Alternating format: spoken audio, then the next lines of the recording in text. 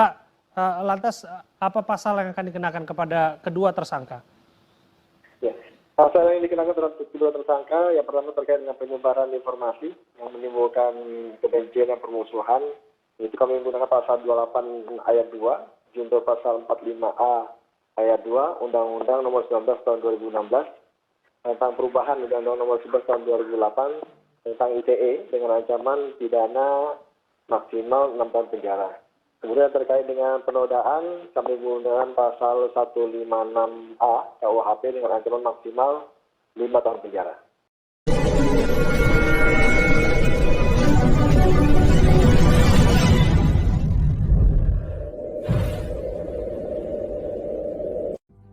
Jangan lupa klik subscribe, like, dan lonceng notifikasi. Pemirsa, kembali lagi di Apa Kabar Indonesia Pagi. Sebuah video beredar pemirsa di mana menggambarkan seorang pemuda di Sukabumi, Jawa Barat. Ini menantang umat muslim, kemudian menginjak-injak buku tebal yang ternyata diketahui kitab suci Al-Quran. Saya atas nama Dika Eka dengan sadar saya nantang semua yang beragama muslim.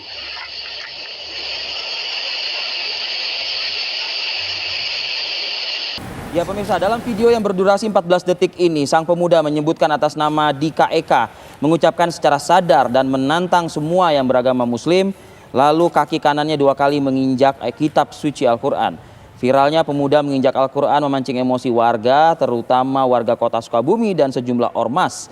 Mereka mendatangi Mapolresta Sukabumi untuk mempertanyakan pelaku, sekaligus melapor secara resmi atas perbuatan pelaku.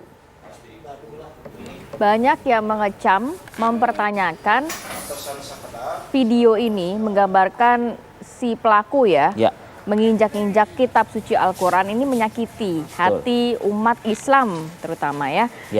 Kita akan langsung saja mendalami sebenarnya apa sih motif si Dika ini untuk melakukan hal tersebut, dan bahkan menyebarkan videonya ya. Sejauh mana pihak kepolisian mungkin menangani, memfollow up ya. Benar. Kita sudah bergabung bersama AKBP Zainal Abidin, Kapolres Sukabumi Kota. Selamat pagi Pak Kapolres. Selamat pagi, Assalamualaikum Pak Kapolres. Waalaikumsalam warahmatullahi wabarakatuh. Selamat pagi Mas Arif, selamat pagi Mbak Ratna. Selamat pagi. Minal aidin wal faizin. Maaf lahir batin Pak Kapolres. Mohon maaf lahir batin. Kapolres kabarnya sudah diamankan dan juga dijadikan tersangka. Sebenarnya bagaimana penyelidikan dari pihak kepolisian, kemudian apa yang menjadi alasan si pelaku ini akhirnya mengupload video menginjak-injak kitab suci Al-Quran, Pak? Ya, pertama kami sampaikan bahwa kami menerima informasi ini pada hari Rabu kemarin sekitar pukul 19.00. Kemudian dari informasi tersebut kemudian kami tindak lanjuti dengan melakukan kegiatan penyelidikan, dan alhamdulillah pada saat hari kemarin pagi dalam kurun waktu yang kurang dari 24 jam kami dapat mengamankan kedua tersangka yang kemudian kami lakukan penyidikan lebih lanjut terhadap perkara ini. Hasil pemeriksaan kami terhadap para tersangka bahwa yang pertama perlu disampaikan kepada seluruh masyarakat bahwa kedua tersangka memiliki hubungan suami istri yang terikat dalam ikatan nikah secara agama atau secara syar'i. Kemudian keduanya beragama Islam.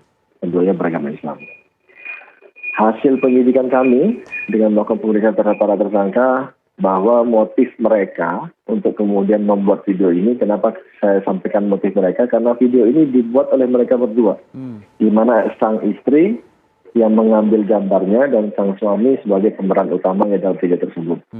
Video ini dibuat sekitar tahun 2020 dan disimpan oleh istri untuk kemudian dipergunakan sebagai bahan untuk mengancam suaminya agar tidak mengulangi perbuatannya.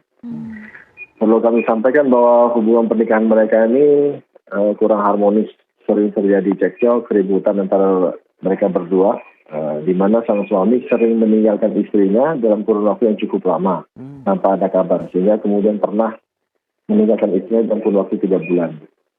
Awalnya permasalahan ini diselesaikan dengan mengambil sumpah suami di bawah Al-Quran.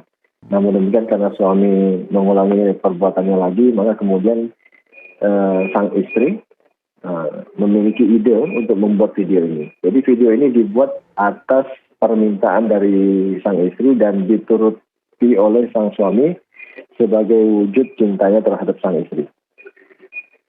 Pak Kapolres, status hukum keduanya tersangka, Pak? Ya. Kemarin sore kami sudah menetapkan kedua orang ini, baik CER, kemudian SL sebagai tersangka, dan saat ini sedang melakukan proses penyidikan lebih lanjut oleh Satreskrim Polres Sukabumi Kota. Pasal yang sejauh ini diterapkan oleh penyidik, Pak?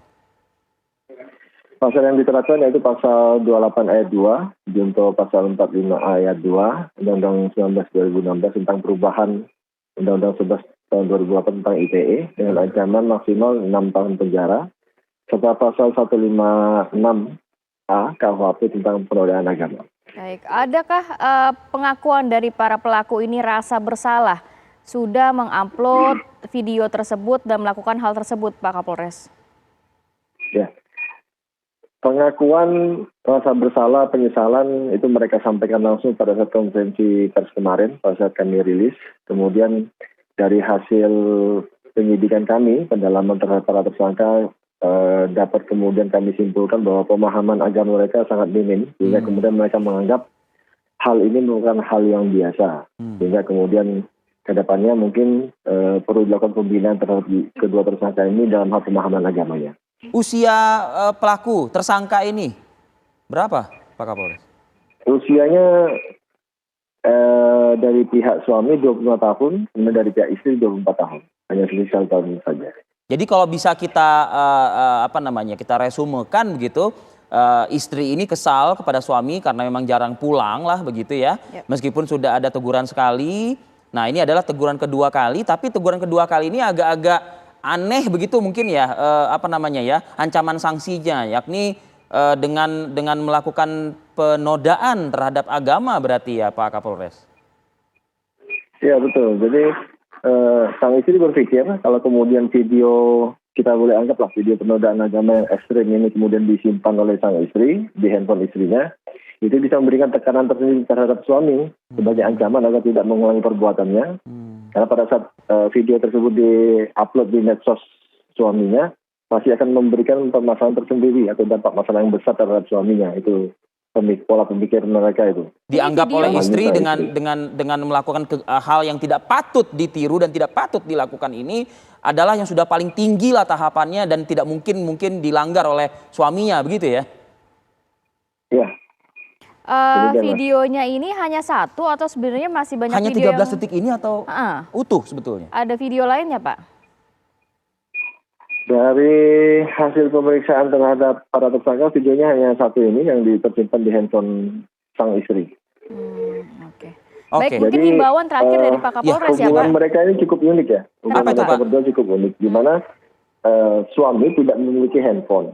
Jadi handphone itu hanya satu unit saja handphonenya dipegang oleh istri. Dan istri memiliki akses terhadap akun medsos suaminya, sehingga kemudian kapan saja bisa kemudian memiliki kesempatan mengupload video tersebut ke akun medsos suaminya. Pak, keseharian pelaku Pak, baik suami maupun istri Pak? Latar belakang pekerjaannya mungkin juga? Ya. Mereka tamatan SMA atau sederajat, kemudian kegiatan sehari-hari kerjanya serabutan. Tapi apa yang dilakukan pelaku sih Pak sampai kok istrinya mengancam dengan begitu ekstrim? Sampai lama nggak pulang juga. Lama nggak pulang juga. Kalau dari pemeriksaan kami terhadap sang suami ya mereka lebih cenderung main saja, main ketemu temannya, ngumpul.